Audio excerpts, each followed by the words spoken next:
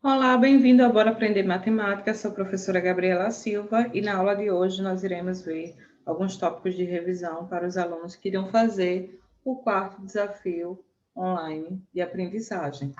Então, a gente vai ver hoje, na aula de hoje, começando com grandezas diretamente proporcionais, tá? Vamos resolver 10 questões envolvendo os tópicos que cairão nessas provas. Em uma prova de valor 7, Marina obteve a nota 5,6.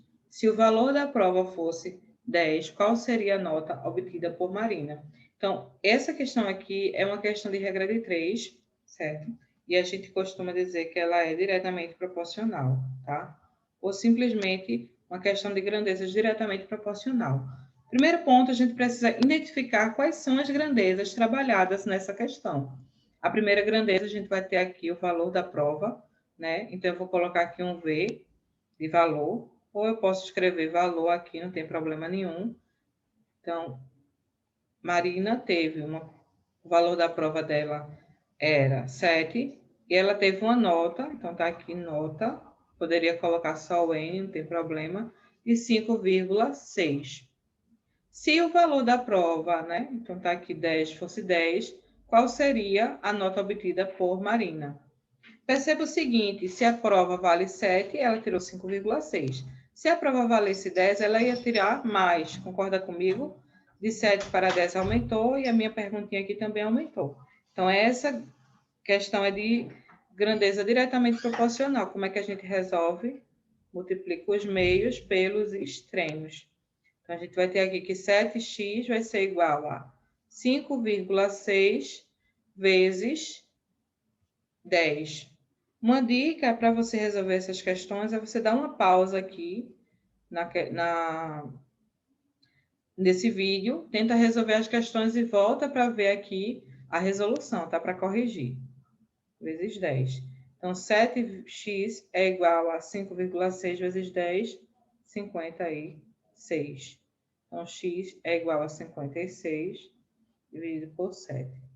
X vai ser igual a 8. Ou seja, se a prova de Marina valesse 10 pontos, ela tiraria 8, certo? Próxima questão. Júnior pagou R$ 4,20 por 6 kg de farinha. Quanto pagará por 8,5 kg? Então, mais uma vez, qual é a primeira coisa que a gente faz? Identificar as grandezas. Então, a primeira grandeza que eu tenho aqui é um valor monetário, que eu vou representar aqui pelo cifrão de dinheiro. E a outra grandeza é massa, certo? Unidade de massa, de medida de massa. Então, eu vou representar por kg de quilograma. Então, o Júnior pagou R$ 4,20 por 6 quilogramas. Quanto ele pagará? Quanto ele vai pagar aqui por... quanto ele vai pagar, então, ele quer saber o dinheiro, por 8,5 quilogramas, certo? Então, mais uma vez, 6 quilogramas ele pagou R$ 4,20, 8,5 quilogramas ele vai pagar mais, concorda comigo? Então, ela é diretamente proporcional. Então, a gente vai ter aqui 6x igual a 4,20 ou 4,2 vezes 8,5. 4,20 vezes 8,2 ou 4,20 vezes 8,5, a gente vai ter que resultado. A gente vai ter aqui um total de R$ 35,70. Então, eu vou ter 6x igual a 35,7. Então, x vai ser igual a 35,7 dividido por 6, né? Ele vai pagar um total aqui. Você faz o cálculo aí do lado. X vai ser igual a R$ 5,95 por 8,5 kg, certo? Então, resolvemos essa questão. Próxima questão de grandezas inversamente proporcionais. 8 pedreiros fazem um muro em 72 horas. Quanto tempo levarão 6 pedreiros para fazer o mesmo número? Como a gente está trabalhando grandezas, regra de 3, então a gente vai fazer de novo uma regra de 3, né? Identificando primeiro quais são as grandezas. Eu tenho aqui uma grandeza que é a quantidade de pedreiros, que eu vou colocar P. Então, foram 8 pedreiros, tá? Posso colocar aqui. E o tempo, né, que ele utilizou aqui, a medida de horas, 72 horas. Quanto tempo levarão 6 pedreiros para fazer o mesmo número, o mesmo muro? É importante a gente identificar o seguinte, gente, que questões envolvendo construção de muros, de casa, onde eu vou estar trabalhando, ou diminuindo ou aumentando a quantidade de operários, funcionários ou pedreiros, vai ter uma relação inversamente proporcional. Por quê? 8 pedreiros, eles fazem o serviço em 72 horas.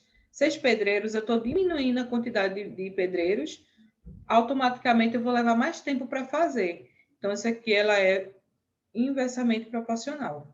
A gente resolve assim. 6x vai ser igual a 72 vezes 8, certo? X vai ser igual a 72 vezes 8 dividido por 6. X é igual. Eu posso simplificar aqui 72 por 6, certo? E 6 por 6, vamos ter aqui 12 vezes 8. X vai ser igual a 8 vezes 2, 16, vai 1, né? 8 vezes 1, 8 com 1, 9. Então, vai ter um total de 96 horas. Ou seja, agora com 6 pedreiros, eu vou aumentar o tempo, né? Para poder construir aquele muro, eu vou gastar um total de 96 horas. Porque eu diminuí a quantidade de pedreiros, certo? Próxima questão. Se 4 máquinas fazem um serviço em 6 dias, então, primeiro eu tenho aqui uma grandeza, que é a quantidade de máquinas. A outra grandeza é dias. 4 máquinas fazem um serviço em 6 dias. Então, 3 máquinas farão o mesmo serviço em quantos dias? Se eu diminuir a quantidade de máquinas, logo eu vou precisar o que de mais dias, né? Então, ela é inversamente proporcional. A gente vai ter aqui 3x igual a 4 vezes 6, 24. X vai ser igual a 24 dividido por 3. X é igual a 8. Então, ele vai ter um total de 8 dias para fazer aquele mesmo serviço, certo?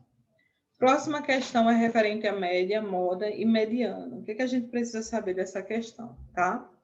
Nos 4 primeiros dias úteis de uma semana, o gerente de uma agência bancária atendeu 19, 15, 17 e 21 clientes. No 5º dia útil dessa mesma semana, ele atendeu N clientes. Tá aqui essa informação. N clientes, tá? Vou circular para a gente não se perder. Se a média do número diário de clientes atendidos por esse gerente nos 5 dias úteis foi 19, a mediana, ó, a pergunta dele qual é? Ele quer saber a mediana. Então, primeiro, ele deu a média aritmética dos 5 dias, foi 19. Então, a média aritmética dos 5 dias, M5, é igual a 19. O que é que vai ser essa média aritmética, gente? Uma aplicação direta da fórmula. Qual é? A soma dos valores dividido pela quantidade dos valores, né? No caso, dias. Quantos dias foram? 5, né? 5 dias. Então, está faltando aqui o N. Isso tudo deu 19, certo? Então, a gente vai ter aqui que 19 mais 15 mais 17 mais 21 mais N vai dar o quê? Vai dar 19. Isso tudo dividido por 5 vai dar 19. Então, eu vou ter aqui 72, que é essa soma, tá? 72 mais N. 19, o 5 está multiplicando, dividindo, passa multiplicando. 5 vezes 9, 45. 5 vezes 1, 5, 95. Então, N vai ser igual a 95 menos 72. Interessante que essa subtração, a gente acha o resultado aqui, ó. O aluno distraído vem aqui e marca essa questão, só que ele não quer isso, ele quer saber a mediana, que eu marquei aqui, ó. A pergunta da questão é a mediana, certo? Então, eu tenho aqui uns números, tá? Já tenho os 5 valores, ele quer calcular a mediana desses 5 valores. Primeira coisa para a gente calcular a mediana é colocar numa ordem crescente. Então, vou colocar aqui o 15, depois o 17, depois o 19, o 21, certo? E o 23. Então, aqui é 21. Aqui o 23. Como eu tenho uma quantidade de valores aqui ímpar, eu vou colocar o quê? Como mediana, o termo do meio, certo? Então, o termo do meio aqui é o 19. Esse 19 aqui é a minha mediana. Só isso, professora, só. Então, qual foi a dificuldade da questão? Voltar a entender o enunciado, qual é a pergunta do enunciado, tá certo? Ele não quer a média, ele não quer o valor do quinto dia, né? Quanto ele gastou, atendeu no quinto dia, ele quer a mediana. Então, a mediana é esse passo a passo aqui, ó. Colocar essa sequência de valores, uma sequência de números crescentes, certo? E encontrar o termo do meio. Quando o quantitativo de números for ímpar, é o termo do meio. Se for par, eu faço a média aritmética dos outros dois termos do meio, tá certo? Dos termos centrais. Eu vou deixar aqui no card e tá também na playlist resolução de questões envolvendo média, moda e mediana. São questões mais rápidas e simples, tá? E onde eu explico exatamente o que é a média, o que é a moda e o que é a mediana, tá? Vamos para a próxima questão, dando continuidade. Em cada bimestre, uma faculdade, ainda sobre média, moda e mediana, né? Em cada bimestre, uma faculdade exige a realização de 4 tipos de avaliação, calculando a nota bimestral pela média ponderada. Então, ele já dá aqui na questão que ele quer, ó, média ponderada dessas avaliações. Se a tabela apresenta as notas obtidas por um aluno nos 4 tipos de avaliações realizadas e os pesos dessas avaliações, sua nota bimestral foi aproximadamente igual a... Então, eu quero aqui calcular a média ponderada. Como é que eu calculo a média ponderada? Eu vou somar o produto da nota, né, pelo peso, nos 4 casos. Então, 6 vezes 4. Avaliação continuada foi 7, com peso 4. Seminário, nota 8, com peso 2. Trabalho em grupo, nota 9, com peso 2. Eu vou somar aqui os pesos, né? 4 mais 4 mais 2 mais 2. E agora eu vou calcular aqui quem é essa média ponderada. 6 vezes 4, 24. 7 vezes 4, 28. 8 vezes 2, 16. 9 vezes 2, 18. Isso tudo dividido pela soma. 4 mais 4, 8. 8 mais 2, 10. 10 mais 2, 12. Então, eu vou ter aqui a média ponderada vai ser igual. Somando 24 mais 28 mais 16 mais 18, a gente vai ter um total de 86. Certo? Isso tudo dividido por 12. A gente tem aqui um valor aproximadamente, tá? 7,16. E é uma informação importante que ele já diz aqui, ó. Aproximadamente foi... Na verdade, essa divisão vai dar aqui 7,16, né? Igual. Só que esse valor, ele é aproximadamente 7,2, certo? Então, resultado, a gente vai ter aqui a letra D.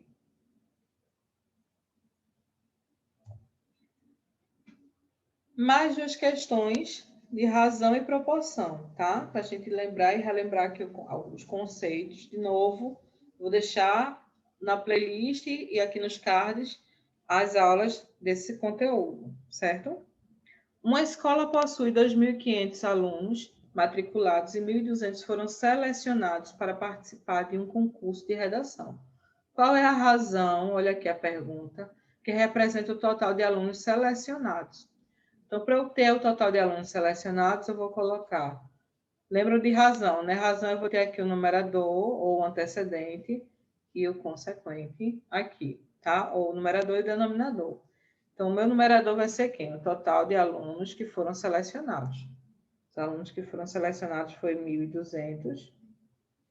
O total de alunos foi 2.500. E a gente simplifica aqui, a gente vai ter 12 por 25. O que é que significa isso? Que a cada 25 alunos, 12 foram selecionados, ok? E parou aí, tá? Não dá para simplificar, então essa é a resposta da questão. Próxima questão. Uma loja de imóveis fez o balanço da quantidade de sofás que foram vendidos. A razão entre o número total de sofás e o número de sofás vendidos foi de 8 para 5. Essa informação aqui, ó, o número total de sofás, eu vou chamar de X. Só que o total de vendidos, ele dá aqui, ó. Foram vendidos 10 sofás, então aqui é 10. Essa razão é de 8 para 5. A cada 8 sofás, ele vendeu 5, certo? Então, eu vou ter aqui o seguinte, eu posso fazer aqui o produto, né, meio pelos extremos. A gente vai ter aqui 5x é igual a 8 vezes 10. X é igual a 80 dividido por 5. X é igual a 16. Outra forma de fazer essa questão. 5 para 10, eu fiz o quê? Eu multipliquei por 2, né? Então, o próximo valor só seria multiplicar aqui por 2. 2 vezes 8, 16. E bateu aqui o resultado, né? Então, seria uma dica aí, um bizuzinho de raciocínio lógico para a gente resolver essa questão, tá? Foram 16 sofás ao todo, certo? A próxima e a outra questão são questões mais leves, apenas para a gente aguçar o raciocínio lógico, né? E relembrar, ok? Vamos lá. Um comerciante fez 3 vendas e teve prejuízo de 16 reais. Deixa eu marcar aqui essa palavrinha. Circula aí. Depois ele teve um outro prejuízo de 23 reais, certo? E ele teve aqui um lucro de 45 reais na terceira venda. É possível calcular o saldo resultante das 3 vendas da seguinte maneira. Então, vamos lá entender. Se ele teve prejuízo, gente, eu vou ter um saldo positivo ou negativo. Se é prejuízo, é negativo. Se é lucro, é positivo, tá? Então, vou ter aqui menos 16, porque é um saldo de prejuízo. Depois, ele teve um prejuízo de 23 reais, então, menos 23. E depois, ele teve um lucro, então, o lucro é positivo, de 45. Identificando aqui qual seria a sequência correta. A gente percebe aqui que o 16 está negativo, 23 está negativo, mais o 45 está negativo. Então, já não é essa questão. Aqui o 16 está positivo, então já não é essa. Porque ele teve prejuízo, então é negativo. Aqui, ó, eu coloquei o 16 como sendo positivo, negativo, e o 23 positivo. Está errado, porque os dois são prejuízos. Então, a alternativa correta é a letra A. Veja os números abaixo. 1,48, aqui não é subtração, tá? Só estou colocando os valores. 1,048, 1,0048, 1,00048. O algarismo 4 está ocupando a ordem dos milésimos no número. Entenda o seguinte, quem são os algarismos? 1, 2, 3, 4. São algarismos, tá? 5, 6, 7, 8, 9 e o 0 são algarismos. Esses algarismos formam os números. Que números? 220, 300, 400, 12,5 são números, certo? O que é que ele quer aqui nessa questão? Identificar qual dessas alternativas em que o número 4 está na ordem dos milésimos, tá? Então, para a gente identificar aqui, eu teria a unidade, dezena, centena, unidade de milhar e assim consequentemente, tá? Após a vírgula, eu vou ter aqui dezenas, centenas, milésimos, certo? No caso, décimos, centésimos, milésimos, desculpem. Décimos, centésimos, então aqui o quarto é centésimo. O décimo, centésimo, milésimo. Então, a alternativa correta é 1,0048. Então, só para a gente relembrar que após a vírgula eu começo com décimos, centésimos, milésimos e assim segue a sequência. Com isso, gente, a gente termina essa sequência de resolução. E aí eu deixo a mensagem, acredite sempre. E se disserem que você não é capaz, use todas as suas forças para mostrar que eles estão errados. Superação sempre, bons estudos. Até a próxima aula. Fica aqui no Bora Aprender Matemática para mais aulas e resolução de questões. Até mais.